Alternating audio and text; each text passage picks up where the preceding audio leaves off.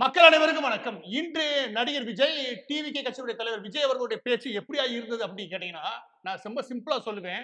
இந்த மேல்தட்டு மக்கள்னு சொல்லுவாங்கல்ல, அதாவது எந்த கஷ்டமும் கிடையாது. செய்தித்தாள புரட்டி படிக்க வேண்டிய அவசியம் கிடையாது. மக்களுடைய பிரச்சனைய தெரிஞ்சுக்க வேண்டிய அவசியம் கிடையாது. அப்படி ஒரு கும்பல் இருக்கும் இல்லையா? அந்த கும்பல்ல அந்த வீட்ல வளர்ந்த பசங்க இருக்காங்க. அந்த பேப்பர் ஒழுங்கா படிக்காதனால என்ன பிரச்சனை வரும்னு கேட்டா அப்படின்னா, மக்களுடைய பிரச்சனை சம்பந்தமா ஒரு வாக்கியம் ஒழுங்கா பேச வராது. அதாவது சொந்தமா. ஏதாவது எழுதி குடுத்து பேசலாம். கடந்த 3 முறைகள்ல லாஸ்ட்டா அவர் பேசினாரு. அதுக்கு நாமளே பாராட்டுற விஷயம். ஏன்னா, அவர் பேசின விதம் கரெக்ட்டா இருந்தது. அவர் எடுத்து பேசின விஷயம் கரெக்ட்டா இருந்தது. 1 வாரம் கழிச்சு வந்திருக்காரு. தற்கூரித்தனமா இருக்குது. இத பார்க்கும்போது அப்பட்டமா மாட்றாரு. எப்படி மாட்றாரு கேட்டீங்கன்னா, 2 விஷயங்கள் எடுக்குறாரு. அந்த 2 விஷயங்கள் நீங்க கவனிச்சு வச்சா, 1 முக்கியமான விஷயம். 1 முட்டை. இன்னொன்னு கொப்பரை தேங்காய். இந்த 2 விஷயத்த எடுத்து பேசுறாரு. அவரு அந்த தாள பார்த்து படிக்கலாம் எனக்கு பிரச்சனையே கிடையாது. நான் திரும்ப சொல்றேன். தாள பார்த்து படிக்கிறது எனக்கு பிரச்சனையே கிடையாது. அவர் எப்படி படிக்கிறாங்கன்னு கேளுங்க. அப்படியே பின்னாடியே வரேன். ஒவ்வொரு ஒன்றியத்திலும் தானிய சேமிப்பு கிழங்குகள் ஒவ்வொரு ஒன்றியத்திலும் தானிய சேமிப்பு கிழங்கு அது வரல அது கிடங்கு சொல்லுங்க. சேமிப்பு கிடங்குகள் வார்த்தை வரல ஒழுங்கா வரல பிரச்சனை கிடையாது. அது கேளுங்க. அமைக்கப்படும். அமைக்கப்படும் இவை உலர் களங்களுடன் கூடிய கொள்முதல் நிலையங்களுடன் இணைக்கப்படும்னு இத உலர் கொள்முதல் கிடங்குகளுடன் இணைக்கப்படும். இது எல்லாம் வாசிக்கும் போது நல்லா கவனிச்சுக்க முடியும். அந்த டோன்ல அவரு அதை சரியா வாசிக்கும்ன்ற கவனம் இருக்குது. இது புரியுது எனக்கு. ஆனா இதுக்கு முன்னாடி அந்த வார்த்தையில அவர் கேள்விப்பட்டிருப்பாரான்னு சந்தேகமா இருக்கு. இதெல்லாம் நீங்க செய்தித்தாள் ஒழுங்கா படிச்சு வச்சுக்கோங்க. இது வரவே வராது. இத சொல்ற என்னங்க வரும்? நீங்க எழுதி வைக்க பிரச்சனை கிடையாது. இந்த இடத்துல முட்டை சம்பந்தமா பேசணும். இது என்ன சொல்ல முடியும்? எளிமையா நீங்க படிச்சிருந்தா தான் சொல்றேன். எளிமையா சொல்ல முடியும். இந்த மாவட்டத்துக்கு முட்டை கிடங்குகளுடைய தேவை அதிகமா இருக்கு. ஏன்னா, ஒரு நாளைக்கு 5 கோடி முட்டைகள் உற்பத்தி ஆகுது. அப்படி இருக்கும்போது அந்த சேமிப்பு கிடங்குகளை இவங்க தயார் பண்ணாங்களா? பண்ணலைல. அது எப்படி பண்ணல? இவ்வளவுதானே. ஒரு முட்டை உற்பத்தி பண்றாங்க. அவங்களுக்கு சேமிப்பு கிடங்கு வைக்கல. அது ஒவ்வொரு ஒன்றியத்திலயும் வைக்கணும்னு சொன்னாங்களா? வைக்கலையே. இவ்வளவுதானே. இது நீங்க பார்க்கலாம் தேவையில்ல. மேலோட்டமா ஒரு சின்ன ஒரு நோட்டு. இந்த இடத்துல நீங்க முட்டை கிடங்குகள் சம்பந்தமா பேசுங்க. அவர் எழுதி வச்சா போதும். நம்ம சொந்தமா வசனம் பேசிட முடியும். இந்த ஆளுக்கு செய்தித்தாள்னு ஒண்ணு படிச்சிருந்தா வச்சுக்கோங்களேன், இந்த விஷயம் சரளமா வரும். அத உட்கார்ந்து முட்டை கிடங்குகள் அவர் வாசிக்கிற அந்த லட்சணம் இருக்கு பாருங்க. அதான் அதுக்கு அடுத்து கொப்பரை தேங்காய் வருவா பாருங்க கேளுங்க. கொப்பரை தேங்காயை தமிழக அரசே கொள்முதல் செய்யும். கொப்பரை தேங்காயை தமிழக அரசே கொள்முதல் செய்யும். தனித்தனியா பிரிச்சிருப்பாரு. அதிலிருந்து தேங்காய் எண்ணெயை உற்பத்தி செய்து நியாய நீங்க சொல்லுங்க. எப்படி வாசிக்கிறார்? சேத்த அதில் இருந்து தேங்காய் எண்ணெயை உற்பத்தி செய்து இதெல்லாம் அவசியமே கிடையாது. இது எப்படி இருக்கு அப்படின்னா, அந்த டோன நீங்க கவனிச்சீங்கன்னா, அப்படியே எது மாரி இருக்கும்னா, எனக்கு படிக்கும்போது தோணுச்சு. அது புது 23ஆம் புலிகேசின் படத்துல இந்த பிரிட்டிஷ்காரன் இதில் இந்த பானத்தை செய்வதற்கு உள்ளே புழுவை கொட்டவும், நன்றாக காய்ச்சவும் அந்த லட்சணத்துல பேசியிருப்பாரு.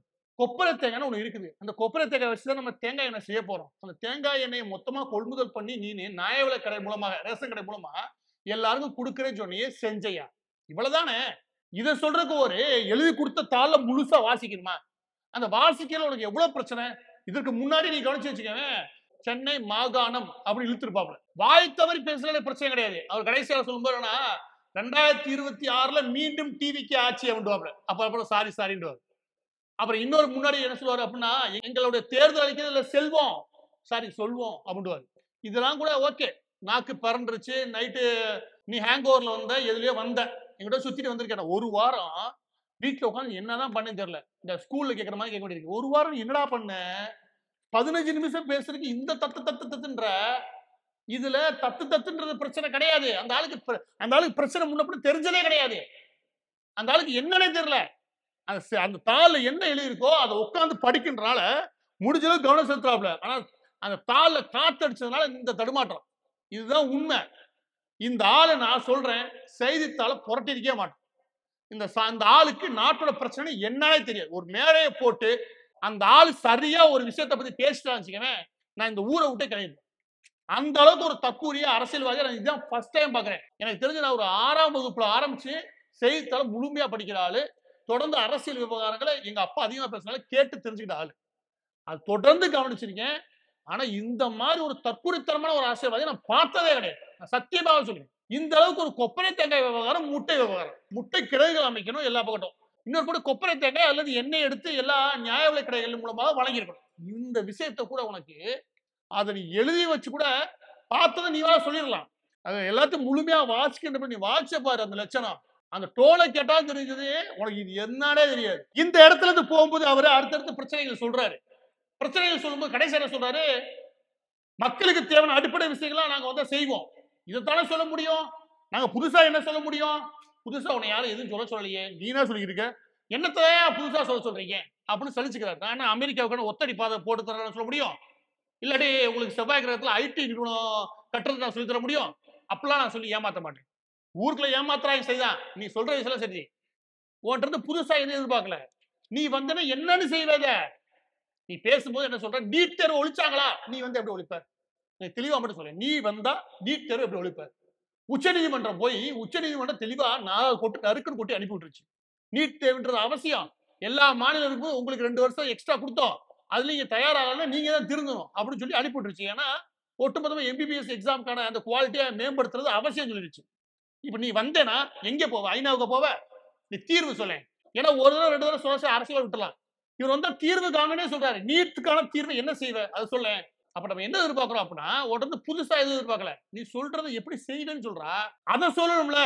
மத்தவெல்லாம் சொல்லி சொல்லி ஏமாத்துறான். சரி நீனு அதையும் சொல்லி ஏமாத்துறேன்னு உன்னை கேட்டா நீ என்ன சொல்லணும் அப்படின்னா, இந்த பாருங்க உங்க பகுதியில் 5 கோடி முட்டை உற்பத்தி ஆகுது. அந்த ஒவ்வொரு நாளும் ஆகக்கூடிய அந்த முட்டை உற்பத்தியே சரியான பாதுகாப்பு கிடங்குகளை உருவாக்கணும். இந்த பாதுகாப்பு கிடங்குல ஒன்றியம் சார்பாக நீங்க சொல்றபடி ஒரு ஸ்ட்ரக்சரை உருவாக்குறதுக்கு இவ்வளவு கோடி தேவைப்படும். இதை நான் எப்படி வந்தா கட்டாயம் நான் சொல்றேன். இதன் மூலமாக என்ன லாபம் இங்கிருடைய முட்டை உற்பத்தியாளர்களும் பிற நபர்களுக்கும் கிடைக்கும். அதன் மூலமாக இந்த மாவட்டத்தில் எவ்வளவு பெரிய பொருளாதார வளர்ச்சியை கொடுக்க முடியும். இந்த ஒரே ஒரு முட்டை விவகாரத்தை மட்டுமே பேசு, அதை புரிஞ்சு பேசு நான் சொல்றேன். ஏன்னா உனக்கு புரியவே புரியாது. அந்த விஷயத்தை எல்லாத்தையும் படிக்கவே இல்லை, ஏன்னா என்னன்னே தெரியாது. என்னன்னே தெரியாம ஒரு கூமுட்டையா உட்காந்துட்டு நீ முட்டையை பத்தி பேச வச்சுக்கிறேன். அப்ப என்ன கேட்போம்னா, நீங்க வந்து என்ன செய்யுது கேட்பாங்க. நீ வந்து என்ன செய்வேன்னு சொல்லு. அவர் என்ன பண்ணிட்டாரு சிம்பிளா, யாரு விஜயோட அரசியல் சிம்பிளா ஆயிடுச்சுன்னா, நம்ம என்னென்ன திமுக அறிக்கை எடுத்துக்கிறோம். திமுக ஒரு கேவலமான கட்சி, அது அந்த மாட்டு கருத்து கிடையாது. ஆனா அவனை எதுக்குற நீ எவ்வளவு கேவலமா இருக்கேன்னு நினைச்சா வேதனையா இருக்கு. எங்க தலையெழுத்தா வந்து அவன் அறிக்கை இருக்கு இல்லையா, மாவட்டமா ஒரு வாக்குறுதி கொடுத்தானுங்க. அந்த வாக்குறுதியை எடுத்து வச்சுக்குவோம். செஞ்சாங்களா? சொன்னாங்களே செஞ்சாங்களா? இந்த சொன்னாங்களே செஞ்சாங்க மட்டும் தான் சொந்த கருத்து நினைக்கிறேன். அது எதுவுமே கிடையாது. எழுதி கொடுத்தாங்க தெரியாது. அது ஒண்ணுதான் நீ ஒழுங்கா பேசிட்டீங்க. மத்த எதையும் நீ ஒழுங்கா பேசுற மாதிரி கிடையாது. நீ ஏதாவது ஒண்ணு சொல்றேன்னா அது எப்படி செய்யணும்னு சொல்லுமா இல்லையா? இந்த மாதிரியான விஷயங்கள் எப்படியான தீர்வு நான் கொடுக்க விரும்புறேன்னு சொல்லு. புத்திசாலியான அரசியல்வாதி. அதை விட்டு நீ என்ன அமெரிக்காவுக்கு ஒத்தடி பாதை போட சொல்றீங்க? இல்ல காமெடி பண்றியா? அதெல்லாம் உன்னோட சினிமாவோட வச்சுக்கோ. காமெடியா? நீ வந்தா கேட்கவே செய்வானுங்க. நீங்க வந்தா எப்படி சார் தீர்வு கொடுப்பீங்க? ஏன்னா அந்த மக்களுக்கு பலகால தீர்வு பிரச்சனை அது. அப்ப தீர்வு கேட்கதான் செய்வான். கொப்பரை தேங்காய்ல இருந்து எண்ணெய் எடுக்கிறதே நீ பார்த்து படிக்கிறேன்னா உன்னை வச்சு என்ன பண்றது நான் சொல்றேன். கொப்பரை தேங்காய்ல இருந்து தேங்காய் எண்ணெய் எடுக்கிறாங்கன்ற விஷயமும் உனக்கு தெரியாது நான் சொல்றேன்.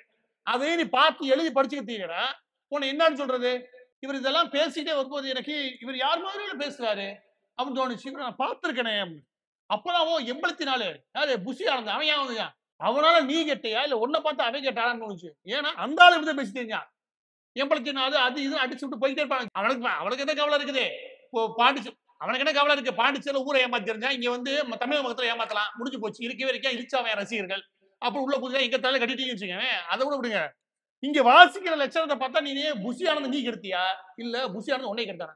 2 பேரும் ஏதாவது ஒரு பதில் சொல்லி ஆகும். ஏன் அந்த லட்சணத்துல நீ அந்த விஷயத்தை பேசிட்டு இருக்கிற? இதுக்கு அடுத்து ஒரு பகுதியில புத்திசாலித்தனம் பேசுற மாதிரி ஒண்ணு சொல்றாரு. ஏன்னா பாக்டீரியா அதுக்கப்புறம் வைராலஜி இது சம்பந்தமா ஒரு ரிசர்ச் வச்சிருக்கணுமா இல்லையா?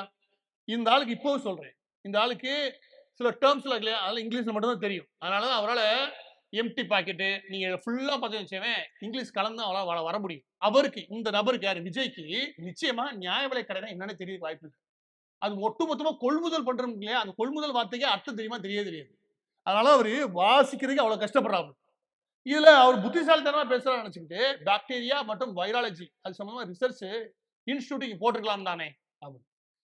புரிஞ்சுக்கோங்க விஜய், நாடு முழுவதும் இருக்கக்கூடிய இந்தியாவை பொறுத்தவரைக்கும் நாடு முழுவதும் தொற்று கிருமிகள் ஆரம்பிச்சு எல்லா விதமான ரிசர்ச்சுக்குமே தனித்தனி இன்ஸ்டியூட் இருக்கு. அந்த எல்லா இன்ஸ்டியூட்டுமே நீங்க கவனிச்சீங்கன்னா நேஷனல் இன்ஸ்டியூட் ஆஃப் வைராலஜி புனேல இருக்கு, நேஷனல் இன்ஸ்டியூட் ஆஃப் பாக்டீரியா அது கொல்கட்டால இருக்கு. இப்படி எல்லா இடத்துலயுமே இருக்கு. சரியா? இந்த இடத்துக்கு அதாவது நாமக்கலுக்கு தேவையான எல்லா ரிசர்ச்சுமே அந்த பாக்டீரியா மற்றும் வைராலஜி சம்பந்தமான எல்லா ரிசர்ச்சுமே இந்த 2 இன்ஸ்டியூட்ல தான் வருது. இது எந்த இடத்துல போதுமானதா இல்லை சொல்லுங்களேன். இது எந்த இடத்துல போதுமானது இல்லைன்னு போதா எப்படியான தீர்வு நமக்கு தேவைன்னு இருக்கு. பாக்டீரியா அண்ட் வைராலஜி டிபார்ட்மெண்ட் எதனால இந்த இடத்துல தேவைன்னு ஒரு காரணம் ஒரே ஒன்று சொல்லுவோம். இல்ல ஏன் அந்த தாள்ல இல்லைல்ல உனக்கு தெரியாதுல்ல. தாள் இல்லைன்னா நான் பேச மாட்டேன், தாள் இல்லைன்னா எனக்கு தெரியாது. இந்த மாதிரி ஒரு தற்கூரித்தனமா இருந்தா என்ன அர்த்தம்?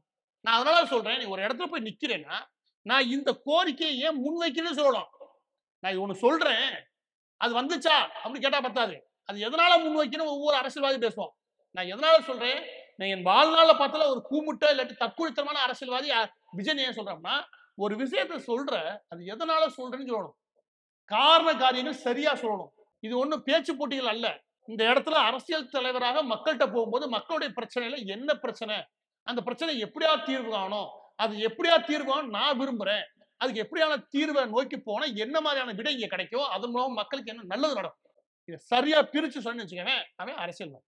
நீ என்ன சொல்ற, செஞ்சாங்களா நேரம் எழுதி வச்சுட்டாங்க, அந்த ஒரு லைனை சொல்லி செஞ்சாங்களா அப்படின்னு சொல்லிட்டு போயிடலாம். அவன் செய்யல சரி, நீ என்னை கொள்றைய. இதோட கடைசி பகுதியில் இருக்கிறது கிட்னி திருட்டு. அது ஒண்ணுதான் நீ பேச உருப்படியா பேச போய் நினைச்சேன். ஆனா அதையும் எந்த அளவுக்கு முடியுமோ அந்த அளவுக்கு ஆத்திட்டு போயிருக்க. ஏற்கனவே திருச்சியில பேசினேன், அதுல முழுசா பேசல. இங்கேதான் முழுசா பேசுனா அதையும் முழுசா பேசல. அந்த இடத்துல நீ சொன்ன ஒரே ஒரு விஷயம், விஜய் அவர்கள் அந்த இடத்துல மட்டும் அந்த எடுத்தீங்க இல்லையா, அதுக்காக பாடலாம். ஆனா அந்த விஷயத்தையுமே ஒரு ஆழமா சொல்லவே இல்லை. விசைத்தறி தொழிலாளர்கள் மத்தியில தான் இந்த கிட்னி திருட்டு நடந்திருக்கு. இந்த கிட்னி திருடு இல்லாட்டி கிட்னி அவங்க கொண்டு போய் விற்கிறாங்களே, அதுக்கு முக்கிய காரணமே கந்து வெட்டி கொடுமை தான். இதையெல்லாம் நான் பல தடவை பேசியாச்சு. நாங்க பல தடவை ஆய்வுகள் எடுத்து பேசினதுக்கு அப்புறம் இது உள்ள வந்திருக்குது. அதை ஒரு அரசியல் கட்சி தலைவர் அவர் அங்கீகரிச்சு பேசுறாரு, நான் பாராட்டுங்க. அதை பேசும்போது சரியான கண்டென்ட் தேவை. என்ன அப்படின்னா, அது எந்த கட்சிக்காரன் பண்ணா, எந்த இடத்துல நடந்துச்சு, அதுல ஆளுங்கட்சிக்காரன் என்ன திருட்டு வேலை பண்றான், இதையெல்லாம் கொஞ்சமா எடுத்து சொல்லணும். ஆனா விஜய் என்ன தெரியுமா சொன்னாரு, இதெல்லாம் பச்சை அயோக்கியத்தனம். அது என்ன சொல்றாரு, எல்லாத்தையும் நீ கவனிச்சேன். விசைத்தறி தொழிலாளர்கள் இதனால பாதிக்கப்பட்டிருக்காங்கன்னு சொல்றாங்கல்ல, சொல்றாங்க தானே, சொல்லிக்கிறாங்க. இப்படி ஏன் நான் சொல்றாரு, நாளைக்கு கேஸ் போயிட்டு மக்கள்லாம் சொன்னாங்க, அதை நான் சொன்னேன். டிக்ளேர் பண்ணணும். அரசியல்வாதின்னு வச்சுக்கோ, ஒரு குற்றச்சாட்டு வைக்கணும்னு வச்சுக்கோ, ஆமாடா அடிச்சு சொல்லணும். முடிஞ்சா வழக்கு பூரா சந்திக்கணும். அதை விட்டுட்டு இந்த பூசி முழுகிற வேலை தேவையில்லாது. கிட்னி திருட்டு நடந்துச்சா, நடந்துச்சு, அது காரணம் நீ தான்டா ராஸ்கல் அப்படின்னு பேசு. அதை விட்டுட்டு சொல்றாங்க தானே, அங்க சொல்லிக்கிறாங்கல்ல, யார் சொல்லிக்கிறாங்க, நீ உனக்கு ஒண்ணுமே தெரியாதா, அந்த அளவுக்கு நீ களத்துல இருக்கியா, ஒரு நியாயமான பிரச்சனை எடுக்கிற, அதை பேச போய் நினைச்சா சொல்றாங்க தானே நீ இழுக்கிற. அந்த இடத்துல விஜய்க்கு யாராவது ஒருத்தவங்க அறிவுரை சொல்லியிருப்பாங்க, என்னன்னா நீங்க டிக்ளேர் பண்ணிட்டீங்க, அதுக்கு நீங்க தான் பொறுப்பாகும். அது நீதிமன்றம் நீங்க டிக்ளேர் பண்ணிட்டீங்களே, அதாவது விஷயத்தை நீங்க தான் உறுதியா சொல்றீங்க, அப்ப நீங்க தான் வந்து சம்மனை கொடுத்து அதுக்கு பதில் சொல்லணும் அப்படின்னு நம்மளை கூப்பிடுவாங்க. நமக்கு கஷ்டம், நம்மளுக்கு சனிக்கிழமை மட்டும் தான் வெளியே வரும். எனவே அந்த சனிக்கிழமை பிரச்சனை நம்ம தப்பிக்கணும்னா நீங்க டிக்ளேர் பண்ணாங்க, அப்படி சொல்லிக்கிறாங்க, அங்க சொல்றாங்க, இங்க பேசுறாங்க, இப்படி பொத்தாம் பொதுவா பேசிட்டு போங்க. அது ஊர்லாம் சொல்லிட்டே இருக்கானுங்க, அதை நான் கேட்டு பேசுறேன்னு சொல்லி மதிப்பிட்டு ஓடி போயிடலாம். சத்தியமா சொல்றேன், எந்த வக்கீல உட்காந்து ஐடியா கொடுத்தீங்க, அந்த அட்வொகேட் ஐடியா கொடுத்துருக்கான். ஆனா இது அரசியல்வாதிக்கு அழகே கிடையாது. சொன்னேன், நெத்தி போட்டுல அடிச்ச மாதிரி சொல்லணும். ஆமா இங்க நடந்துச்சு, நடந்ததுக்கு காரணம் இவன். இந்த மக்கள் எல்லாம் பாதிக்கப்பட்டாங்க, பாதிக்கப்பட்டன்னு சொல்றாங்க தானே, இந்த மக்கள் எல்லாம் பாதிக்கப்பட்டாங்க, அந்த பட்டதை என்னால உணர முடியுது, அதுக்கு தீர்வு கொடுத்தே ஆகணும். கந்து வெட்டிக்காரனா ஒழிச்சே ஆகும். கந்து வெட்டி விடுற ஏவா வேலு போன்ற திமுக கும்பலே ஒழிச்சே ஆகணும்.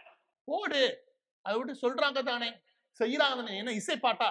எனவே எடுத்த கடைசி அந்த விசைத்தறி தொழிலாளர்கள் இந்த கிட்னி விஷயத்தை எடுத்து ஒழுங்கா பேசினா, திருச்சியில பேசுனத திரும்ப இங்க வந்து ஆத்திட்டு போயிருக்கேன். மொத்தத்துல விஜய் அவர்களுடைய ஒரு அரசியல் கட்சி தலைவராக விஜய் அவர்களுடைய பேச்சு இன்னைக்கு ரொம்பவும் கீழ்த்தரமா இருந்தது. தமிழக வரலாற்றிலேயே இது அடுத்த 100 வருஷத்துக்கு எழுதுவானு.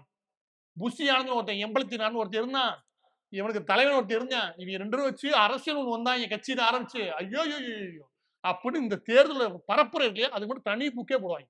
பதிவோட இறுதியாக விஜய் அவர்களுடைய இந்த மட்டமான ஸ்பீச் இருக்கு இல்லையா, இதுக்கு கடைசி அவரே சொல்றாரு, ஐயோ நம்ம கண்டுபிடிச்சிருவாங்க அப்படின்னு சொல்லிட்டு மைக்கு சரியா சிங்க் ஆகல, அதனால பேசல, நீ இல்லைனாலும் ஆத்திடுவேன்.